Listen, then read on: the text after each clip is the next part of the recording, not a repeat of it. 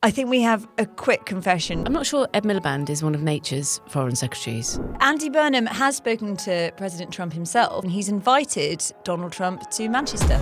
We've got a new Prime Minister. His name is Andy Burnham. Yes, we witnessed the now all too familiar pageantry of a Prime Minister's arrival. Burnham entered via Buckingham Palace's rather unglamorous luggage door due to building work, and then met the King in the Chinese dining room. Have you got a luggage door in your new house? I wish.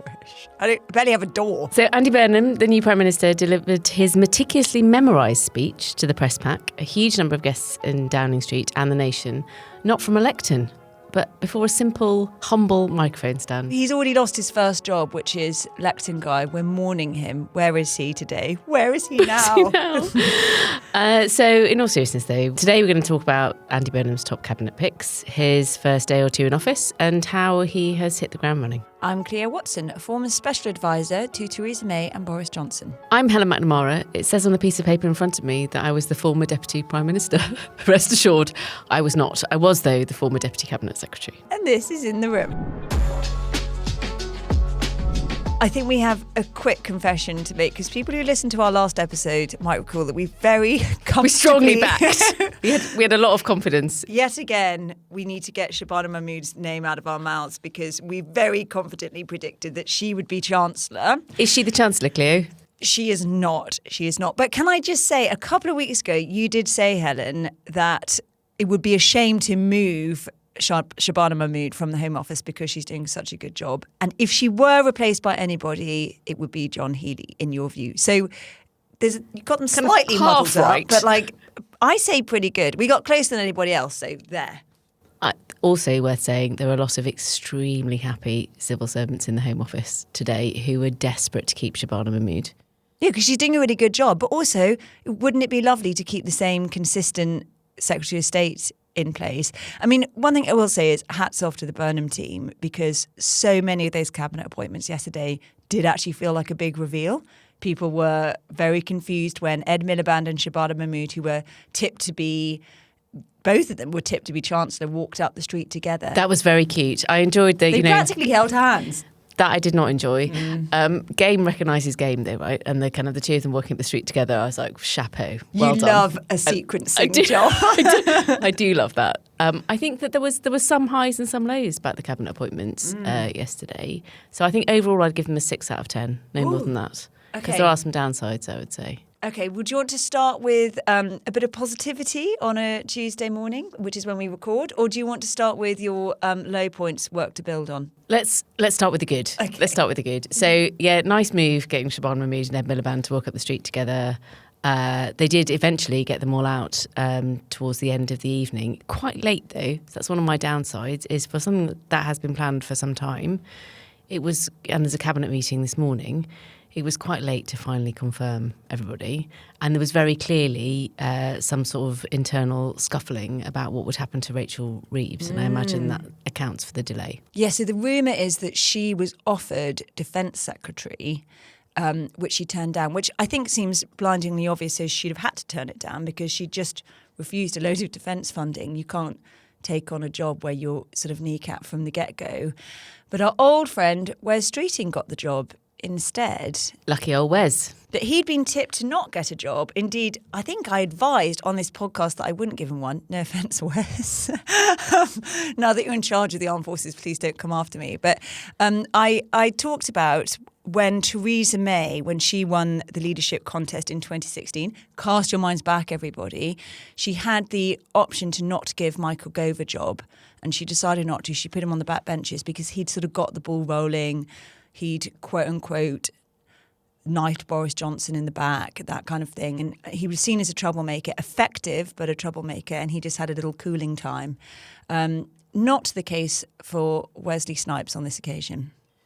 No, and so he's at Defence, and John Healey is now the Chancellor. So one of the many things I'm looking forward to is watching John Healey, former Defence Secretary, who resigned on principle because the defence budget was not funded enough, obviously having to write a massive cheque to the MOD. So there's a world in which this is extremely clever politics from the Burnham team, where they've put John Healey, he has to make the really hard choices now because there isn't free or magic money.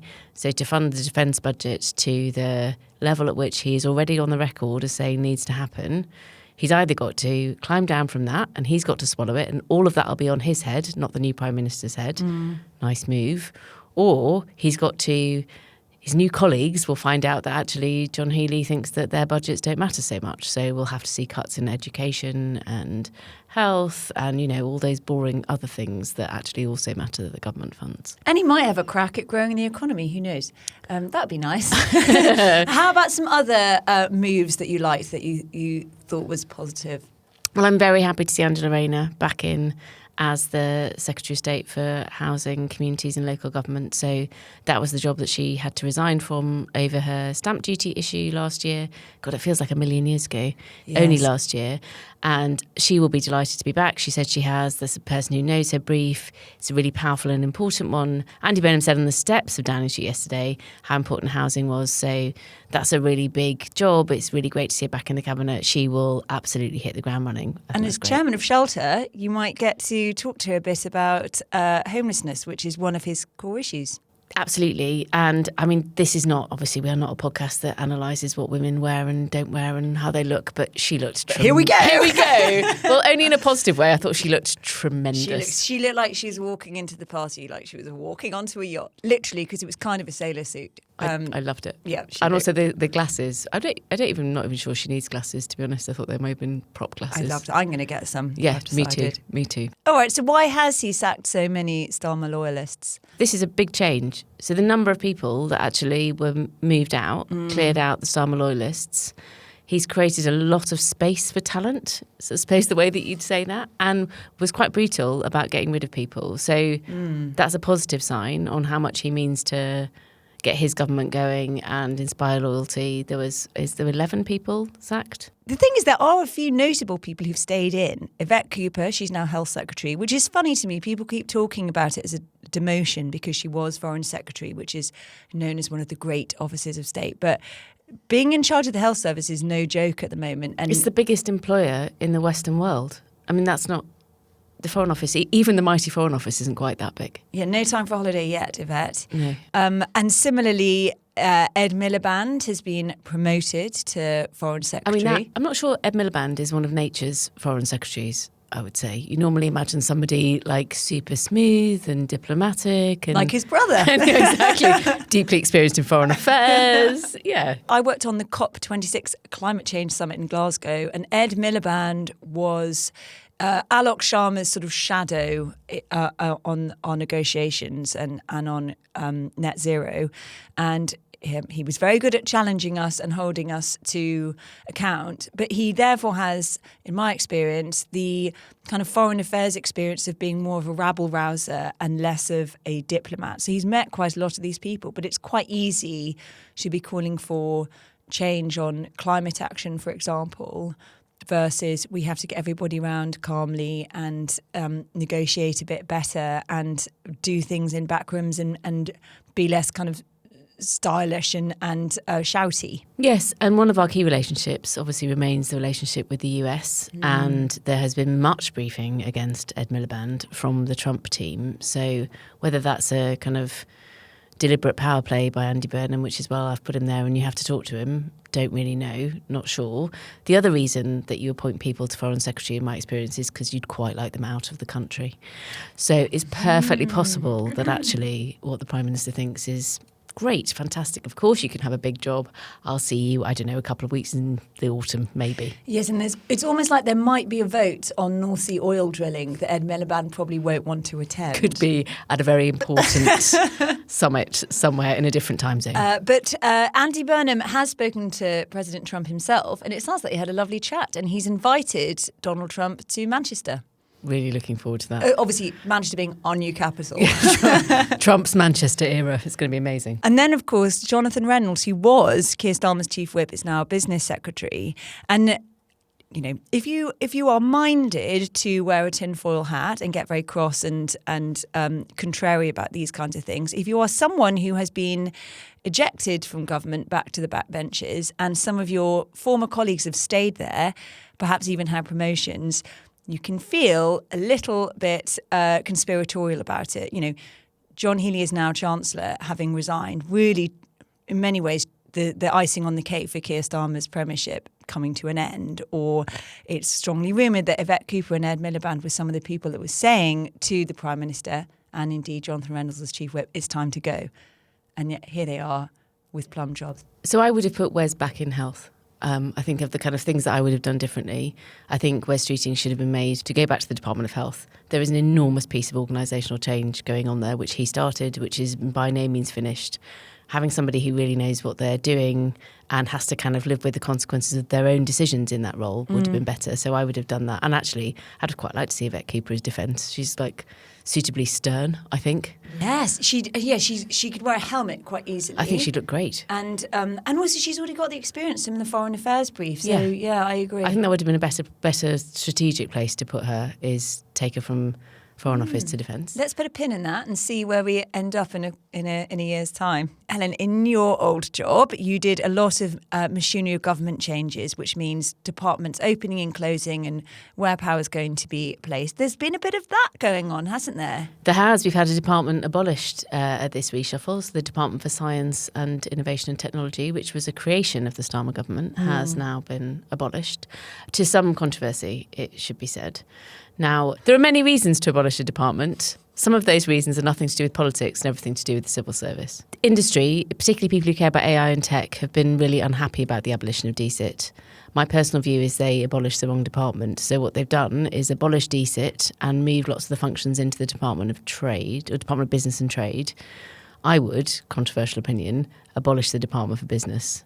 And I would put trade into the Foreign Office, because I think the Foreign Office ought to have trade and our economic prosperity at its heart. And I think every single government should have every single government department should have the responsibility for engaging with business as their job, not some other guy's job. I think government would be better if, you know, the Department for Culture and Media and Sport thought that its entire part of its role was to make sure that it has to engage with all the people that are operating commercially in their sectors, and that's part of the DNA and how they think about things. I think the Department for Business is particularly old-fashioned. So if it was like a reverse takeover and you basically say, well, we're going to call it the Department for Science and Business and Innovation, but effectively we're keeping this new department that everybody thinks is really great, and we're abolishing the thing that sounds a bit like it's from the 1970s, I think that would be great, but I don't think that's actually what's happened. But he'd love to abolish things from the 1970s, including Margaret Thatcher. Yeah, he would do, and I would abolish even more departments, but there you go. What do you think of the fact that, you know, Antonio Romero is Cabinet Secretary, Shabana Mahmood is Home Secretary, and Louise Haigh as CDL? I do think that Andy Burnham has not solved Labour's women problem with this reshuffle and this set of appointments. So if you look at the kind of board numbers, I'm sure that they're going around saying, you know, this is a very balanced cabinet and all of these women have been appointed and yada yada. Actually, if you look at the positions of power, there are not very many women in positions of power. So take economic power. All of the important decisions that are made in government effectively have the Chancellor as part of them. So you've got the Prime Minister's Chief of Staff, the Prime Minister's Principal Private Secretary, you've got the Chancellor, the Chancellor's Permanent Secretary, probably, we don't know yet, but probably John Healey's Chief of Staff and his Principal Private Secretary. That's all men. So if you've got that room of people having to have a discussion, then what you tend to have, and you know this better than I do, is one of those people will go, "Ooh, this doesn't look very good. Let's get a woman in the room." Yeah.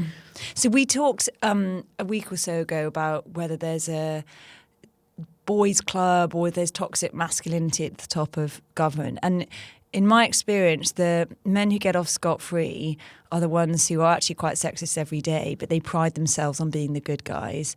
And they're the kind of people that sit down in a meeting and think, "Oh, a lot of blokes in here." And then they literally walk around to my office next door and say, "Cleo, can you come in? Because we feel a bit uncomfortable that there's not a woman present. We need a lady in the room." And you'd basically sit there either taking notes or pouring coffee and thinking, why am I here? And it's basically, so it's just on the notes that, you know, a uterus was present. The problem, though, is that you'll remember this feeling. The people like Louise Haigh and Emma Reynolds and even Antonio Romero, although I think it's quite hard to squeeze her out of anything, in a week or two they're going to realise whether they do actually have power at all. And that's, I think Lou Haig is interesting. So you asked about the beefed up CDL role. So it will become very quickly apparent just how important she is. And that is obvious within Whitehall, and it's obvious within Westminster, and it's obvious in decision making. And I think the question for her is, am I actually in the room where the decision is taken? Because you can be absolutely part of the team, essential, part of the morning meeting, briefed on everything. The Prime Minister and the Prime Minister's Chief of Staff can definitely ask you things and you feel like you're completely involved, but you're not actually in the meeting. You're in the meeting before. Exactly. Or you're in the meeting afterwards. Yeah, so by in the room or in the meeting, we mean, are you on the technical meeting agenda to be there? And that might be held in the Prime Minister's office or in the cabinet room. But are you on the WhatsApp group? Are you invited up to the informal curry in the Prime Minister's flat to chat further about it? Do you have a direct line into him to say, listen, I think you've just got this totally wrong? Are you input? Are you, let's find out what Lou thinks? Or are you, we must do what Lou has said we should do this, so therefore we're doing that? And there is a world of difference between those two things, and that's nothing to do with whatever title you've got or where you sit in the cabinet room. But it's not a great from standing start position that she finds herself in, I'd say. So Andy Burnham gave this speech yesterday, and people noticed it was without a lectern and it was without notes, which is obviously very impressive. He'd obviously learned it by heart, although, TBC whether the general public actually notice and care about that going forward. So with that in mind, it was fairly light on policy, because what can you contain in your head? But he did give us a few thoughts in there about how he intends to govern. You said a little while ago, Helen, talk left, govern right. Does that ring any bells? Yeah, I think that if he can do that, and I think he will do that in some ways. So we talked about they're already pre-briefing, for example, allowing drilling and some more oil exploration in the North Sea. Keeping Shabana Mahmood in the Home Office. Yeah, there's quite a lot of actually. Can he build this massive tent, Andy? Let's see. Yes, incidentally, is what he will need to do, just from a kind of campaigning point of view, to win at the next general election. But how about a few things specifically? So, ending rough sleeping. So I was delighted, as well as this amazing job. I chair Shelter, the housing and homelessness charity, and it was just brilliant to see yesterday a Prime Minister in their first speech saying two things, talking about building council houses, which we definitely need, and then also committing to ending rough sleeping. And he did that, and he committed to that when he was Manchester Mayor. Did he do it? No, he didn't. Did he make a big difference nevertheless? Yes, he did. Interestingly, he's not the first Prime Minister to commit to ending rough sleeping. No, he is not. It was something Boris Johnson was passionate about. And if I really recall, Robert Jenrick, who was the Housing Secretary, which is now Angela Rayner's job, was almost obsessive about it too. I don't know where he feels with his new principles at reform. I don't know how he feels about that now, but it was a big part of his brief at the time. It was something, maybe it's a mayoral thing that it bothered Boris Johnson as Mayor of London and bothered Andy Burnham as Mayor of Manchester, and so it's something that stays with you. And I think it's totemic of a state that isn't working. I think that's part of it. I think if you are the same age as Andy Burnham and Boris Johnson, you grew up in a country where it wasn't common. So it wasn't actually a normal thing at all for people to be sleeping on the streets. So in your mind, it's associated with state failure, because it is state failure. And it's either state failure because why the hell are people don't have a roof over their heads? They're so damaged and vulnerable that they have to sleep outside. And or there is also, unfortunately, a really kind of problem policing criminal element. Lots of vulnerable people are exploited. There are kind of gang elements to this. So a state that is functioning really well should not have people sleeping on the street. So happily, for those of us who really care about homelessness, this is a totemic issue actually that can unite all political parties on, can we do something about it?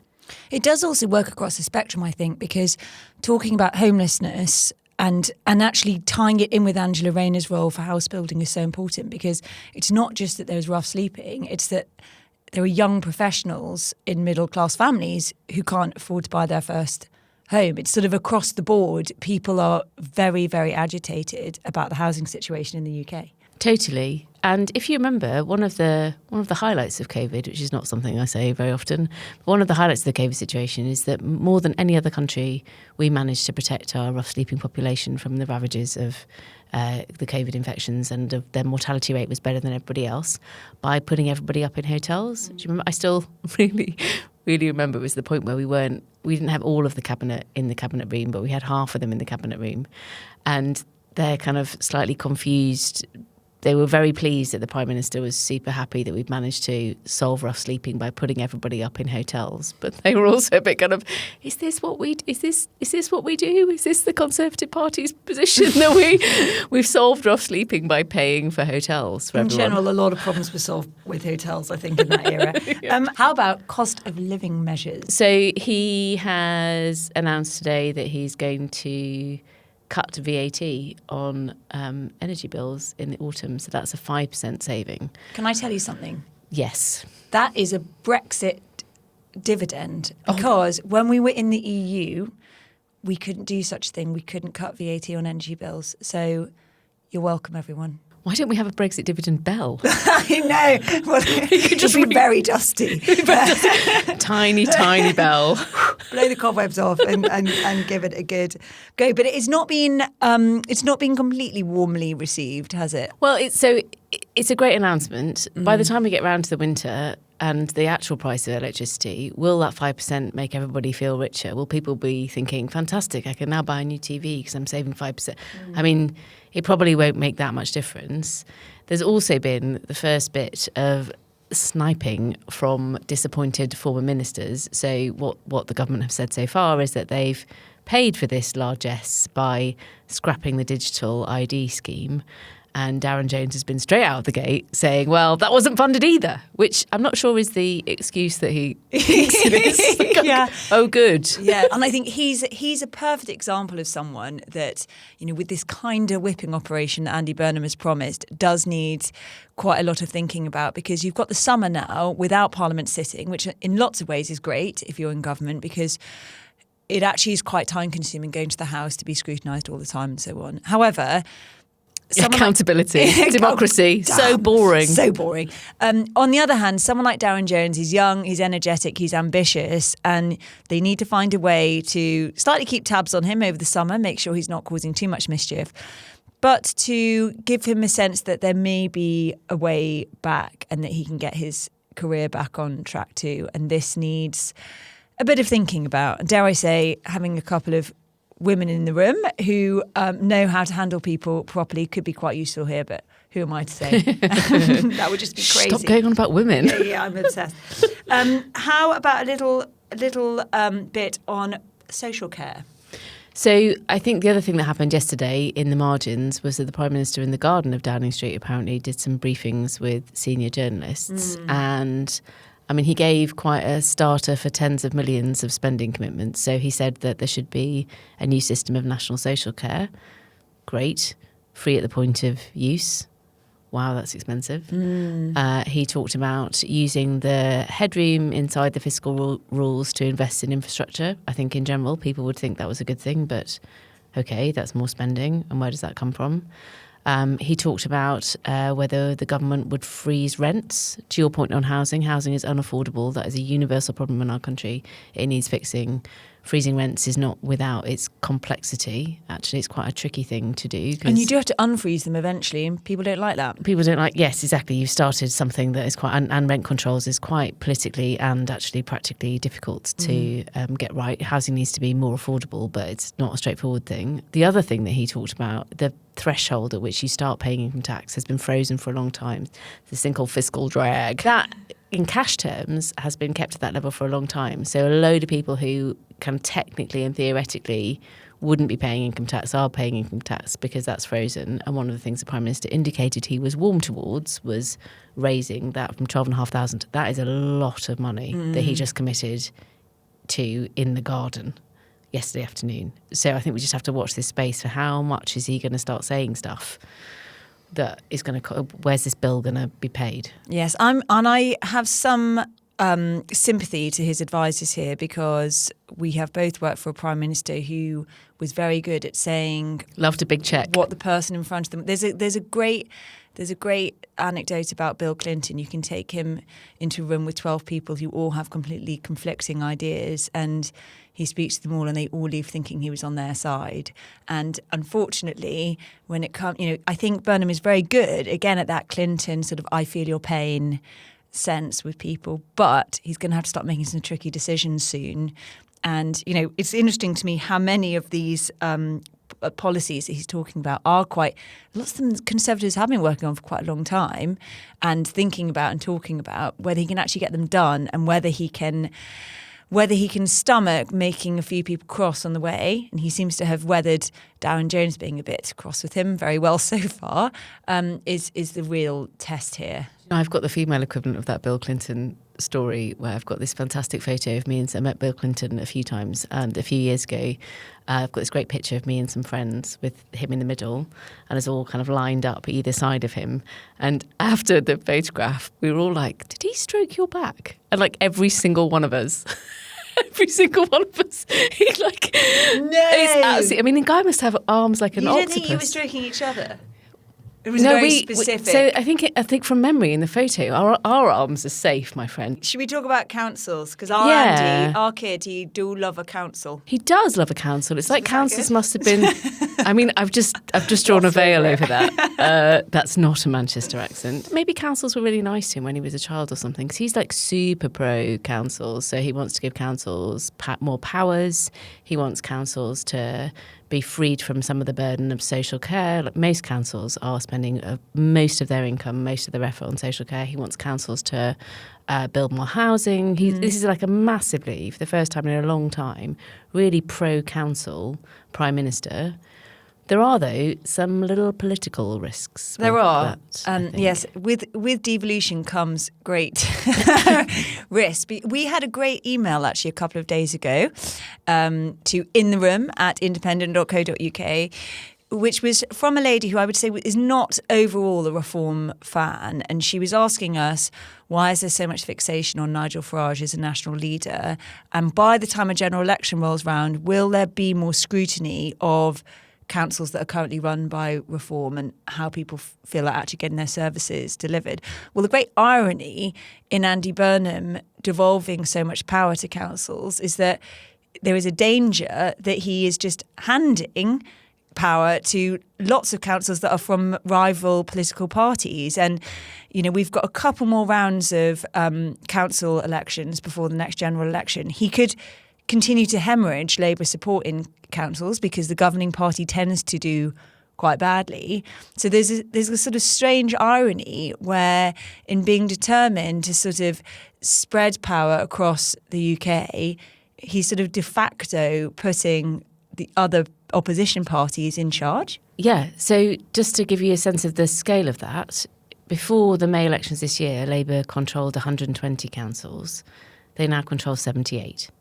It's quite unlikely that at the next two sets of council elections, your point about incumbency, just what's happening in terms of splitting votes in various places, that Labour are going to control more councils. So therefore, you are just giving power to the other guys. And we know from experience that what happens is you give the power to the other guys. When it works, they take the credit. And when it doesn't work, they blame you. And this is where some of his number 10 appointments become tricky as well, because we talked last week about how he has a director of political strategy and he also has a political director. And, those people, someone's going to have to take charge of the local elections. And people remember from previous local election cycles, no one really wants to be in the hot seat leading these kinds of campaigns because, like I said, they generally don't go that well for the governing party. But, in order for Andy Burnham's plan to work, he needs to at least retain, if not win, more seats for his kind of devolution plan purposes. Because, as we ourselves found during COVID, no matter how much power and money you cede to mayoralties or local councils to make decisions, it's never enough. And you as central government don't really get thanks for that. We talked previously about how so much churn is basically not good for the running of the state. Change of ministers, change of departments and how stressful it can be for civil servants, sort of welcoming in new people or being unsure if someone's leaving or not. I would love to know what it's like from your time being at Housing and at the Department for Culture, Media and Sport, what it's like welcoming back a Secretary of State or welcoming in new people, and just how that first day goes. So welcoming back a new Secretary of State is really fun if you got on well with the Secretary of State. Massive caveat, because you're like, yay! It's not so good if you were all ready for a clean slate and there were lots of things you didn't like. You're caught like Dettol in their desk, like, oh, sorry, I was just spring cleaning. Yes. When I worked for Tessa Giles, she was anticipating not coming back to DCMS after the 2005 election, and I had packed up absolutely everything in her room. And she basically wanted to go to health, and she ended up coming back to DCMS because of the Olympics. So she kind of was hoisted by her own triumph, really.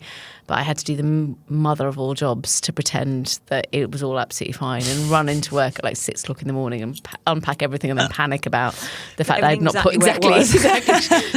She was much tidier and more stylish than me. So I was like, oh hell, I've probably put this picture in the wrong place. So there is a bit of like good to see like the devil you know, very good.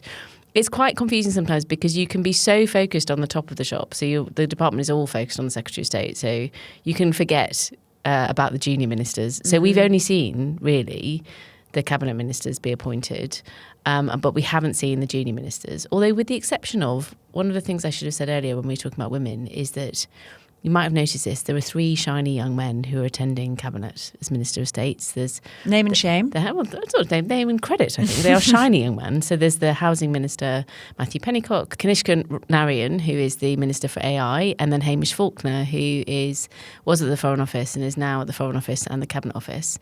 This is part of the, thinking about why Labour doesn't always get it right on women. Is they've got 3 young men who have these opportunities which have not been given to 3 young women. It's nice you call them shiny young men. We used to call them thrusters.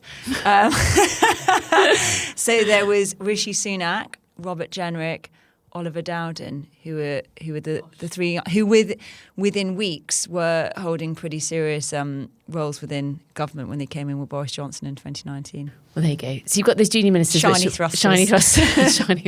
So we'll see how that plays out. And for departments, actually, that really matters, obviously, as well. It's not just about the Secretary of State. It's like who is the minister, and are they somebody who's got a good reputation, has already learnt to be a minister in another department, and you're busy scurrying around asking your colleagues who work somewhere else, like, what annoys this person? How do I get on their side really quickly? You kind of pride yourself as a civil servant in learning your minister as fast as possible. And do you hear, I mean, for the rest of us, we got a great surprise, particularly with the announcement of the Chancellor yesterday on this podcast. But if you are working at a department and you're getting a new Secretary of State, how much warning do you have that the new person is incoming driving to the department right now in their new car? So in theory, you should have quite a lot. In practice, it doesn't always work out like that, and you have to then grovel and apologise to various permanent secretaries. But one of the tradable goods, if you're a civil servant in the centre of power who knows who's going to be appointed, is permanent secretaries who are your friends. You try to be, or that you want to be friends with, or that really matter for some other reason. You try to be exceptionally helpful to, but you literally can't tell everybody all the time who they're going to get. Not even independent podcasts. Not even independent podcasts. I know. Maybe there are some other people who are much better briefed. But the other thing is it changes, right? So you can be totally sure, and I definitely came a cropper with this, is you kind of, you confidently tell, but like confidently saying Shabana Mahmood is going to be chancellor. you confidently tell a permanent secretary they're getting X or Y or Z, and then obviously it's gone slightly wrong in the reshuffle and this person refused that job. And your department's gone. Sorry. Exactly. Accidentally, your department got abolished. Well, stay tuned because on Friday we're going to be talking about Andy Burnham's first week in the job. By Friday, he'll have done a week as Labour leader and 5 days as Prime Minister. So let's see how he's getting on by then. Indeed. Thank you for listening to today's episode. Remember to follow the show on your podcast player of choice and leave us a 5-star review if you enjoyed it. And do please keep emailing us your feedback and questions. Our email address is intheroom@independent.co.uk. And if you're listening on Spotify, you can comment on today's episode with your thoughts, which now comes in video. Very exciting. And you can keep up with all the best bits of the pod on Instagram. We are @intheroom.pod. we're at our best in glorious Technicolor, for sure. This podcast is part of the Independent Podcast Network and produced in association with Next Chapter Studios. The executive producer is Rod Ardahali and the producer is Sam Durham. And as ever, a special mention to our content editor, Maya Anushka, our video editor, Vali Raza, and our videographer, Dan Faber. Thanks for listening, and we'll see you on Friday.